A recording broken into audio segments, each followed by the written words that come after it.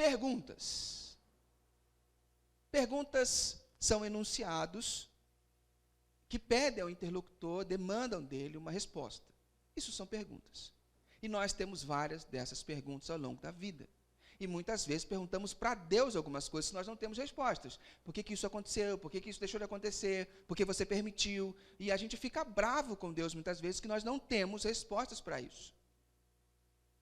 Só que nós nunca paramos para pensar que Deus também faz perguntas. Na Escritura, Deus também faz perguntas. Então, nessa série, a minha proposta é que eu e você sejamos os interlocutores, não aqueles que fazem a pergunta, mas aqueles que são perguntados por Deus e que isso vai demandar da gente uma resposta. Ok? Então, nós já falamos aqui algumas semanas sobre várias perguntas. Hoje, a pergunta está no livro do profeta Isaías, no Primeiro Testamento, capítulo 6, aonde ele diz assim: a quem enviarei? A quem enviarei? É uma pergunta de Jesus, de Deus.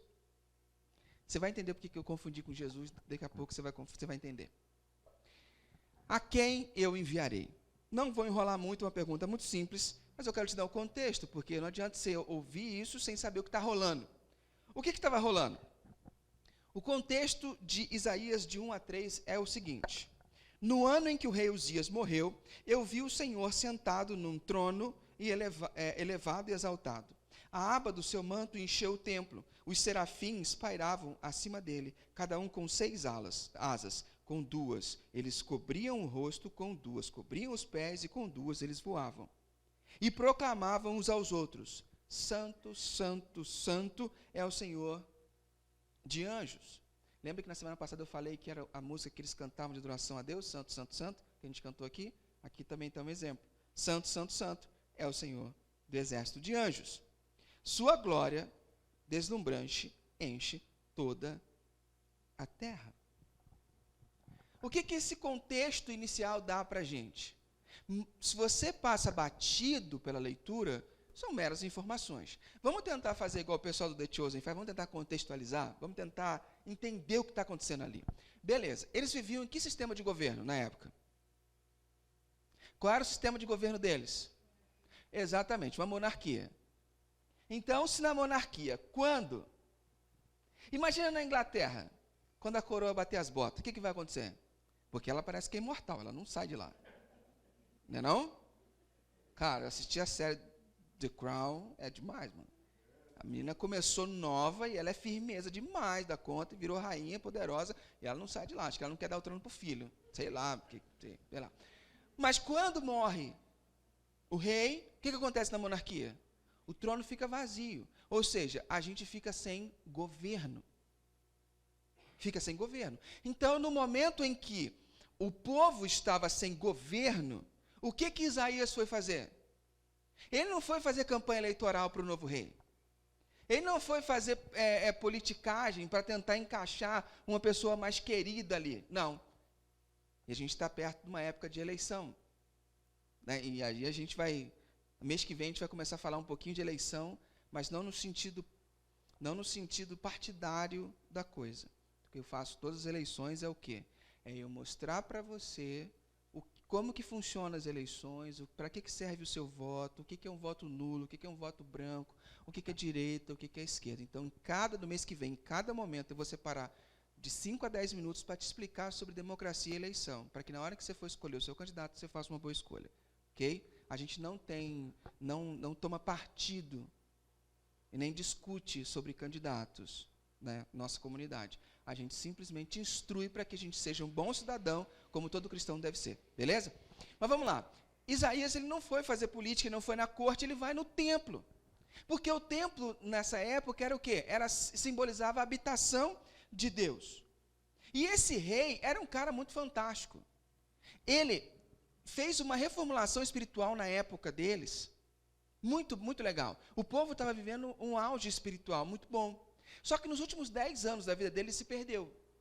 E o povo se perdeu junto. Eles não adoravam mais só o Deus Criador. Eles começaram a se, entre aspas, prostituir adorando a outros deuses. Então, os últimos 10 anos foi de derrocada, mas a maioria da parte do reinado desse rei foi muito boa. Então, Isaías vai aonde? Ele vai ao templo buscar respostas. Ele vai ao templo, e quando ele chega lá, o que ele tem? Uma visão de cinema. Digna de Vingadores, Ultimato, pá, entendeu? Guerra Infinita, é assim. Você imagina, tenta imaginar, o cara põe o pé dentro do templo. Quando ele põe o pé dentro do templo, vamos fazer melhor. Imagina, aqui não é um templo, mas imagina se você estivesse entrando por aquelas portas, tivesse só as mesas, sem ninguém de manhã, como a gente chega para montar. Aí você põe o pé para dentro e você passa na primeira cadeia de mesa, na segunda cadeia de mesa, quando você pisa, entra um monte de fumaça no lugar. E o chão começa a tremer e as cadeiras começam a balançar. Se imagina, aqui dentro, ligaram 50 máquinas de fumaça. Efeito especial.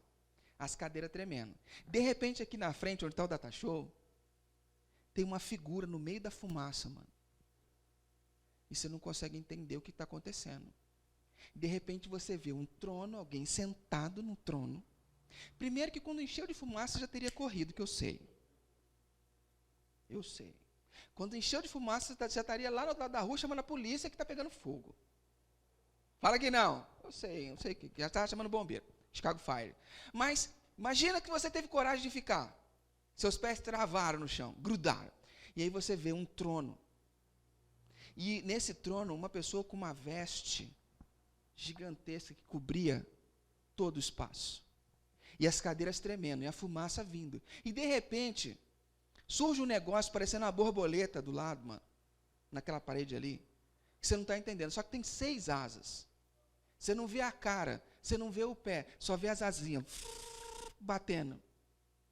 E de repente essa criatura começa a falar: Santo, Santo, Santo é o Senhor dos Exércitos. Meu irmão, tem noção do que está acontecendo? O chão tremendo, cadeira batendo, ele vendo um trono, fumaça, máquina de efeito especial, uma criatura sobrenatural brilhando do lado, batendo asa. Cara, você consegue se imaginar no lugar dele? Tudo quanto é efeito especial estava ali, som, tremor, fumaça, som de asas. E o que o cara pensa na hora em que ele vê isso? Moiou. É a única coisa que ele pensa. Por quê? Porque tinha no inconsciente deles uma história. Toda vez que você ia no templo, as pernas de todo mundo batiam. Por quê? Porque o templo era um lugar perigoso. Era lugar da habitação de Deus, mas havia um temor. Havia um temor sobre estar lá. Porque havia uma história. Olha o que ele fala. Olha o que ele diz quando ele sente isso. Ele diz assim: eu sou um pecador, eu vou morrer. Versículo 5 fala assim: juízo, é dia do juízo, ou seja, tomei, ferrou, eu estou perdido. Cada palavra que falei na minha vida era podridão, soou como blasfêmia diante disso aqui que eu estou olhando. E o povo com que vivo fala da mesma maneira. São palavras que corrompem e profanam. E agora olhei diretamente para Deus, o Rei, o Senhor do exército de anjos. No inconsciente dele havia uma história lá de Êxodo, capítulo 33, que é muito fantástica. Depois, se você quiser, você olha. Certo dia, Moisés encheu a paciência e falou assim: Deus, eu quero te ver. Estou cansado de ouvir tua voz, eu quero te ver de verdade. Eu quero ver tua cara, quero ver você, quero te conhecer. Deus falou assim: Moisés, você não está entendendo. Moisés, você não sabe o que você está pedindo. Por quê? Moisés tinha intimidade, era assim com o homem. Né? Falava assim: por quê? Moisés, porque é o seguinte, cara. Eu sou um ser diferente. Eu sou puro. Se você olhar minha face, você morre. Você cai duro, na hora. Não, mas eu quero te ver, Senhor. A gente não louvou, né? Quero te ver, quero te ver, Senhor, quero te ver. E Deus falando com ele: Moisés, você está maluco, rapaz, não dá, não rola. Não, Senhor, eu preciso te ver. Moisés, para de encher a paciência. Então vamos fazer o seguinte: É o seguinte, eu vou me mostrar para você, mas eu não posso mostrar minha face para você. Por quê? Porque eu sou um ser muito puro, mas eu vou fazer um negócio para você. Vou te colocar num lugar entre uma rocha e outra. Imagina duas montanhas que quase se encostam, e aí tem uma fenda no meio da rocha, no meio das montanhas. E nessa fenda você vê o outro lado, certo? É vazada. Deus fala assim, eu vou passar na fenda dessa rocha, atrás da rocha. Só que eu vou tampar com a minha mão o teu rosto. Beleza? Porque você não vai poder ver minha face. Quando eu me virar, ali você vai ver minhas costas. Aí eu me viro, tiro a mão, você vê minhas costas. Pode ser? Moisés falou, estou dentro.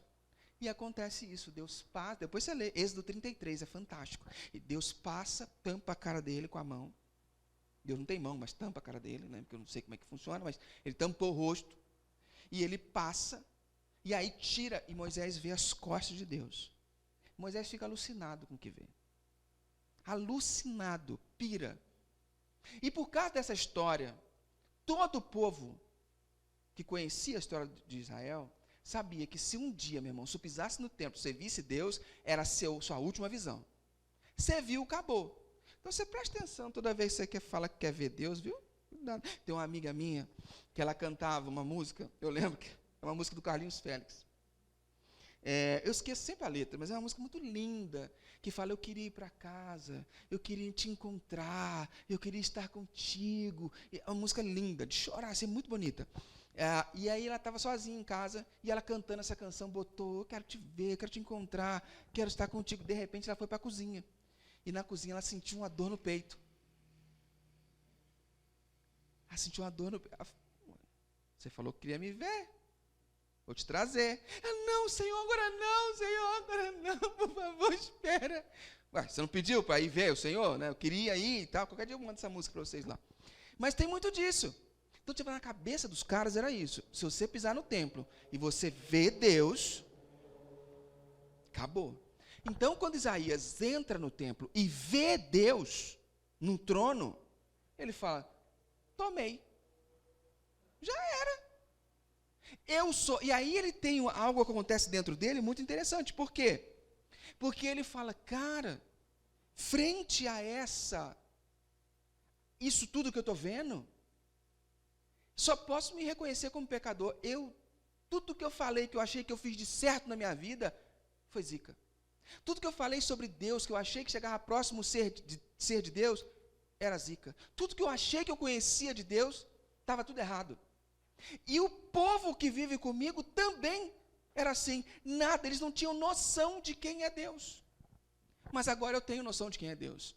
Pode me levar, Senhor. Já vi, beleza. Ele já estava pronto para... Ele já abriu o caixão e falou assim, ó, posso deitar? Só faltava essa. Mas aí algo extraordinário acontece.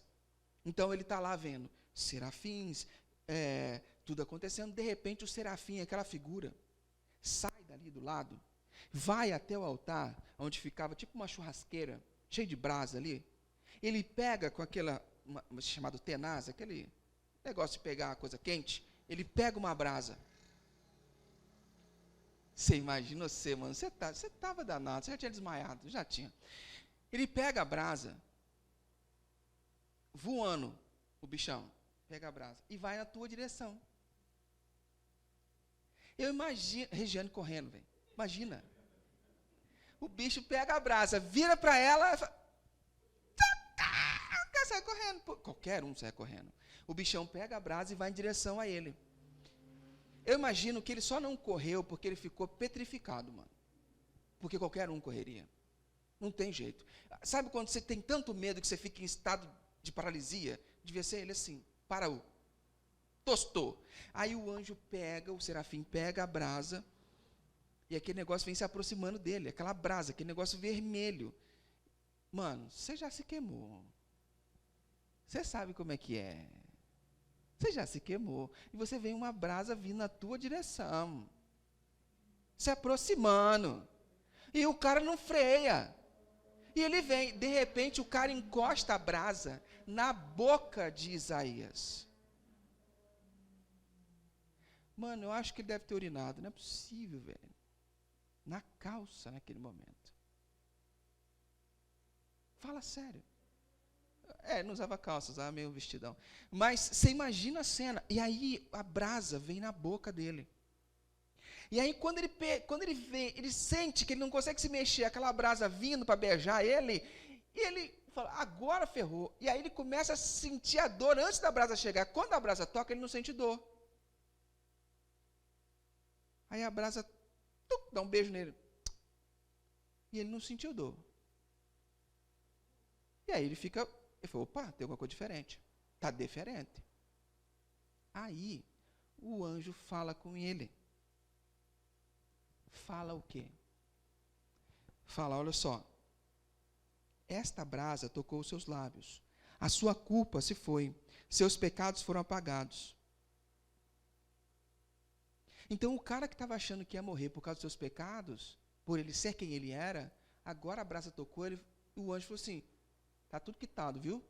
Está 0 bala, paguei a conta, já paguei até os 10%. Pode vazar que está tudo em paz. Pagou a conta. Então, ele pode ficar ali, porque ele não tem mais pecado naquele instante, até o próximo pensamento, óbvio. Mas, naquele momento, o cara purificou, seus pecados estão perdoados, você está de boa. E aí? Ele fica espantado. E aí, como quem não quer nada, lá do trono vem uma voz. E fala assim, ai, quem é que eu vou enviar, hein? Quem há de ir por nós? Mano, Deus tem muito senso de humor, velho. É sacanagem. Quem que nessa situação iria falar algo diferente? Ah, não, senhor, não estou afim não, valeu, você é muito bonitão, mas estou vazando. Ninguém. Você vê aquela situação toda estrondosa, e de repente vem uma voz daquele trono e fala, quem enviarei? O que você faz da vida? Primeiro você achou que você ia morrer. Agora, o cara te chama para participar com ele de alguma coisa, de ser enviado dele. Mudou totalmente de figura. Você acha que isso é muito estranho para a nossa realidade de hoje? Vamos fazer um resumo do que aconteceu? Então foi assim, só para você não perder o fio da meada, porque eu falo demais. O bicho estava pegando, o rei tinha morrido, sem governo. Ele vai buscar, no momento de instabilidade, ele vai buscar a Deus. Como nós fazemos, muitas vezes, no momento de instabilidade. Então, ele precisava de respostas para saber como que ele ia reagir e como ele ia instruir as pessoas. Ele precisava saber o rumo das coisas. Quantas vezes você não foi para Deus porque você queria saber o rumo das coisas? Porque você estava tudo desarrumado na sua vida e você queria saber para onde esse barco ia. Segundo, quando ele chega lá, para encontrar respostas, ele encontra o próprio Deus. E ele encontra a Deus, ele se percebe pecador. Ele se percebe que ele não era digno de estar ali, vê o tamanho do seu pecado e fala, eu vou morrer. Ali já era. Só que quando ele acha que ele vai morrer, ele é perdoado. Ele estava condenado à morte, mas ele é perdoado. E aí, quando ele é perdoado, restaurado, purificado, sem ele ter feito nada. O que ele fez para ganhar esse perdão? O que ele fez para poder ganhar essa misericórdia toda? Nada. Concorda comigo? Estão me acompanhando? Faz sentido até agora? Ele não fez nada. Mas ele é perdoado, ele é restaurado, e a vida dele é salva. Ele não vai mais morrer. E, por último, na busca por solução,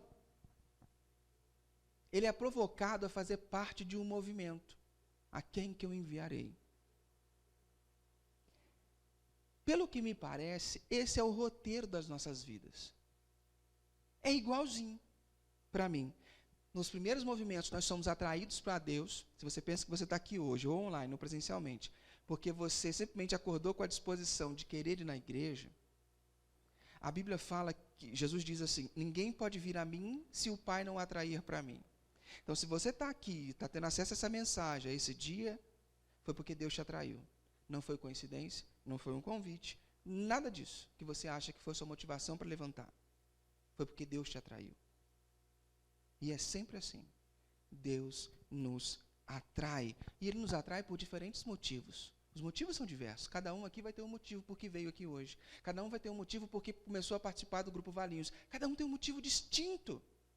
Mas quem está por trás dos bastidores de todos esses destinos é Jesus. Porque ninguém pode vir a Ele se o Pai não atrair. Isso é o primeiro movimento que acontece na nossa vida. Segundo, quando nós encontramos com Jesus, mesmo sem perceber, e aí ele nos atrai até Ele, e nós chegamos numa comunidade acolhedora, vamos à casa de um amigo que nos acolhe, a gente começa a fazer parte da comunidade, a gente começa a perceber o quão bom era isso, a gente percebe o quão ruim nós somos. A gente se percebe pecador. Eu lembro de um amigo, alguns aqui vão lembrar dessa história, mas faz muito tempo. Eu morava numa casa que era um sobrado em Campinas, e nós decidimos fazer uma festa. Nós tínhamos o grupo sexta-noite, e decidimos fazer uma festa com o pessoal, um churrasco, no almoço, no sábado. E aí tinha uma galera que não era cristã junto com a gente lá, que dormiu lá em casa, pá, isso e aquilo. De repente a gente botou música, e estava todo mundo varrendo, lavando e tudo. De repente o cara chega para mim e fala assim, que? Vocês são muito estranhos, cara. Eu falei, por quê?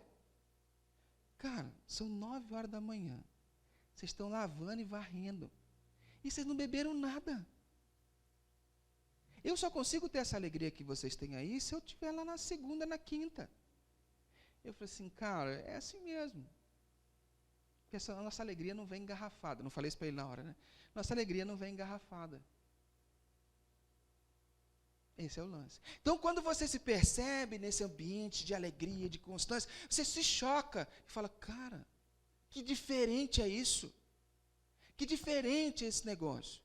E aí você se vê pecador, você se vê, cara, eu não sou digno. Eu não sou digno de estar perto de Deus. Por quê? Porque eu sei o que eu faço na frente do meu computador em casa. Eu sei quando eu saio o que eu faço à noite. Então, esse negócio de Deus não é para mim, não. Não rola. Eu sei que eu devia ter honrado Deus com minhas finanças, mas eu não fiz. E você começa a se achar que você não é digno. Como Isaías, eu vou morrer. Eu sou pecador. Não dá. Não rola. Só que, por puro amor, Ele nos perdoa. Jesus nos perdoa, independente do passado que tivemos, independente da nossa história para trás, Ele nos perdoa. Assim como aquela brasa tocou o lábio de Isaías, falou, os seus pecados estão perdoados. Assim Jesus diz para nós, seus pecados estão perdoados. E aí Ele nos atrai para perto. Ele nos perdoa, nos cura as feridas, nos coloca no rumo correto, nos restaura, nos limpa, passa a gente no pet shop, escova o pelo, faz tudo bonitinho e fala, agora vai. E se ele solta você, você volta para a lama. Aí ele pega você de novo, passa no pet shop, penteia seu pelo. É assim, e ele vai constantemente apontando o caminho que você deve andar. Antes de você fazer qualquer coisa por ele. Antes de você fazer qualquer coisa, Deus te amava. Você não é merecedor. Você não é digno, assim como Isaías. A história de Isaías não é tão diferente da nossa. Concorda comigo ou não? Não é tão diferente. É a mesma coisa. Só que aí, o que acontece conosco diferente do que acontece com Isaías? Quando ele leva a gente no pet shop, lixa as unhas, penteia, escova, passa hidratante no pelo, a gente fica todo fofinho, bonitinho, né? A gente começa a achar que a vida se resume a isso. Eu acabei de sair do pet shop, estou de boa, aí daqui a pouco eu me sujo na lama, Jesus vem, limpa de novo, escova, e a vida é isso. Cachorrinho de madame. A minha vida é essa. Minha vida se torna o quê? Viver nesse oásis. De tentar ser cada vez melhor, uma pessoa melhor, e se eu falhar, Jesus vem e me restaura. Algumas pessoas vivem nesse oásis, e quando a gente vive nesse oásis, a gente parece aquele tipo de ave que não voa. E eu fui estudar as aves que não voam. Pinguim é uma ave que não voa. O pato-vapor, tem pato que voa, mas esse aí não voa. É o pato-vapor, é o pato que não voa. Então, o que acontece com essas aves? Avestruz, elas aprendem a lidar com as suas realidades de outras maneiras. Então, a avestruz é muito rápido, o pinguim nada muito bem, mas a ave foi feita para voar. Então, quando eu não aprendo a voar, o que acontece comigo? Eu vou atrofiando algumas áreas da minha vida e vou me especializando naquelas que me dão mais segurança. Já que eu não sei voar, vou aprender a escorregar de barriga. Pinguim no gelo. Ou então, é como se a gente fosse um pássaro de uma asa só. E que tenta, e não vai conseguir desenvolver. Porque no fundo, Jesus pega, põe a brasa na tua boca e fala, seus pecados estão perdoados, você está restaurado, eu agora estou num processo contigo que eu vou te transformar na melhor versão de você mesmo, mas isso não termina aí. Existe algo mais na nossa vida e que quem não se atenta para isso, atrofia. E a gente fica atrofiado achando que a vida vira em torno do nosso umbigo. E a essas pessoas eu temo. Eu temo que naquele dia em que a gente... Lembra que eu falei durante as canções que vai chegar um dia em que todo mundo vai estar diante de um trono branco e todo joelho vai se dobrar e toda língua vai confessar que Jesus Cristo é o Senhor? Aquele dia é o dia do grande julgamento. Não é um julgamento de verdade, é só o dia do veredito. Certo? Naquele dia, Mateus relata que alguma coisa vai acontecer mais ou menos assim. Aquelas pessoas... Vamos ter dois grupos de pessoas. Jesus vai falar, vai ver as pessoas, Jesus vai falar assim, venham, benditos de meu Pai, porque eu tive fome e você me deu de comer, eu tive sede e você me deu de beber, eu tive sem abrigo e você me acolheu, eu estava nu e você levou roupa para mim. Aí o cara vira assim, Jesus, acho que está tendo um engano na lista de chamada aí, mano. Eu nunca te vi nu, preso, com fome, eu nunca vi isso. Aí Jesus vai falar para ele assim, quando você fez algum desses pequeninos, você fez para mim. Então entra, brother, tamo junto. A um outro grupo, ele vai falar assim, vamos para o lado esquerdo, eu não conheço vocês, porque eu tive fome e vocês não me deram de comer, eu tive sede e não me deram de beber, eu tive e vocês me abandonaram. E os caras vão falar assim, Jesus, você está louco, eu estava na igreja, mas eu nunca te vi chegar lá nu. Eu nunca te vi, eu sempre estudei a Bíblia, eu estava junto contigo, eu nunca te vi nessa situação. Aí ele vai dizer, quando vocês não fizeram a um desses meus pequeninos, a mim vocês não fizeram. Então eu nunca conheci vocês. Vaza. Eu temo que os pássaros que não voam, ou os pássaros de uma asa só, podem chegar nesse dia e ouvir de Jesus, nunca vos conheci. Eu não sei quem é você. Porque você ficou correndo atrás do rabo a vida inteira e eu tinha algo muito maior para você. Ou então, pode ser que você chegue, vai ter um momento, depois desse momento em que ele vai separar os dois, aí a galera que foi para a esquerda, vai para um lugar onde o tempo não passa, onde Deus não está, que a Bíblia chama de inferno. A galera que vai para o outro lado, que decidiu dedicar sua vida aqui a Jesus e às pessoas, vão para um lugar que a Bíblia chama de céu, onde vai ter uma nova reconstrução, qualquer dia eu falo sobre isso. E lá vai ter um momento especial, onde é o momento dos presentes, que a Bíblia chama de galardão. Nesse momento, Jesus vai colocar as pessoas, vamos imaginar assim, numa fila, onde você vai passar num ambiente, onde todas as obras que você fez na sua vida vão ser postas à prova, no fogo. E vão ter algumas características das obras. Por exemplo, se a obra pegar fogo, e ela for de um metal precioso, vai restar aquele metal. E aí você vai receber um presente de acordo com o que você fez. Agora, se a sua obra for infrutífera, é chamada de obra de palha, vai queimar e não vai sobrar nada. Você vai estar na eternidade, mas você não vai receber o presente. Eu temo que as aves que não voam, aqueles que não entendem o chamado, aqueles que acham que a vida é só correr atrás do rabo, é só eu ficar bem, a minha espiritualidade, a minha vida, eu comigo mesmo, eu temo por aqueles que acham que o domingo missional é, por exemplo, domingo de folga. Não é domingo missional, é folga. Vou dormir até mais tarde. Eu temo por esses que na hora que vão apresentar suas obras, Jesus vai falar assim, tem nada aí. É palha. Não tem nada. Não foi só para isso que ele te perdoou e te restaurou. Não foi só para isso.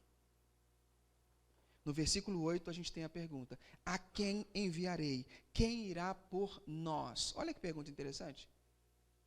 Quem irá por nós? Mas ele não viu Deus no trono? Por que ele fala nós? Calma que a gente chega lá. Essa pergunta está sobre você, a quem enviarei, quem vai por nós, desde o dia do seu batismo. Essa pergunta está sobre você. Desde o dia do seu encontro com Jesus, essa pergunta está sobre você. Quem irá? Quem vai por nós? Com essa pergunta, o que Deus quer com essa pergunta? Com essa pergunta, Deus está procurando convidados, parceiros. Deus está procurando ou convidando parceiros. Parceiros.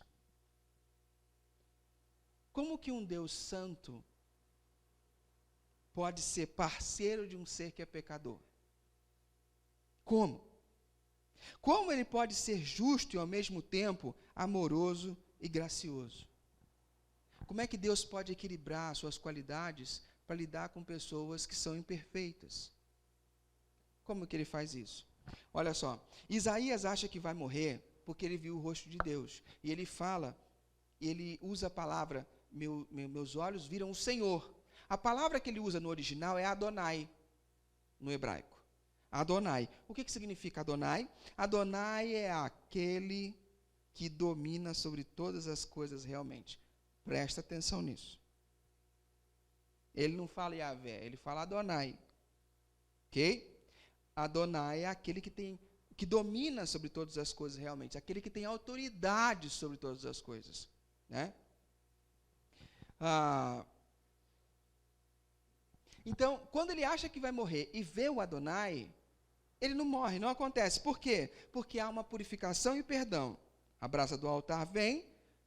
Da onde esse altar? Lá, se você quiser ler depois, Levítico, capítulo 16, versículo 12, fala que esse altar era o altar de holocausto. O que é o altar do holocausto? É o altar do sacrifício, aonde os sacerdotes sacrificavam o boi ou o cordeiro para perdão dos pecados das pessoas.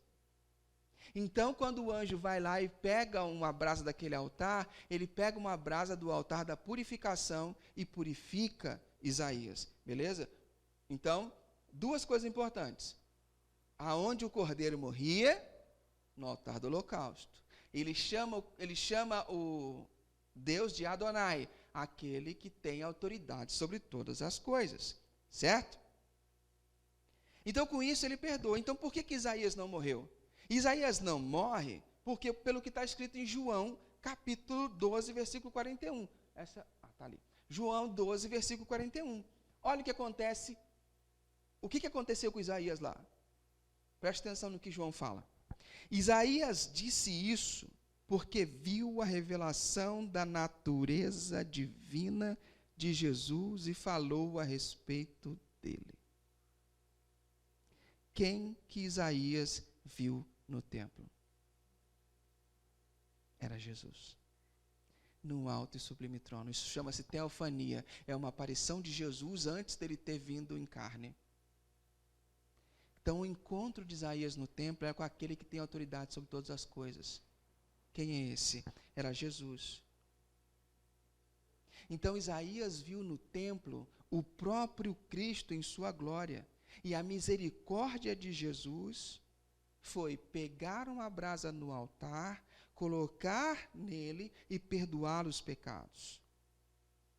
Então, o pecado é perdoado a partir do ato de Jesus, não importa o tamanho do pecado. Para nós, ele não pegou uma brasa do altar e colocou na nossa boca. O que ele fez? Ele foi o sacrifício do altar para nos perdoar e nos limpar quando ele foi para a cruz.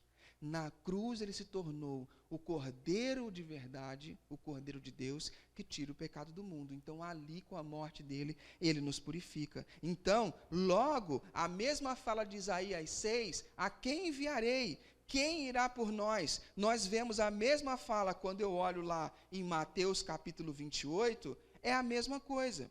O que diz Mateus capítulo 28? Mateus 28 é antes de Jesus subir ao céu. E ele fala assim: resoluto os instruiu, Deus me deu toda a autoridade, ou Deus me autorizou a comissionar vocês. Vão e ensinem a todos os que encontrarem, de perto e de longe, sobre este estilo de vida, marcando-os pelo batismo, no nome tríplice, Pai, Filho e Espírito Santo. Vocês devem ensiná-los a praticar tudo o que tenho ordenado a vocês, e eu estarei com vocês enquanto procederem assim, dia após dia, até o fim dos tempos. A fala de Isaías 6, quem irá por nós, é a mesma fala de Mateus 28, quando ele nos conclama: ide e preguem, vão e preguem, vão e façam discípulos. Porque quando ele fala, todo o poder me foi dado, Deus me autorizou, o que ele está dizendo?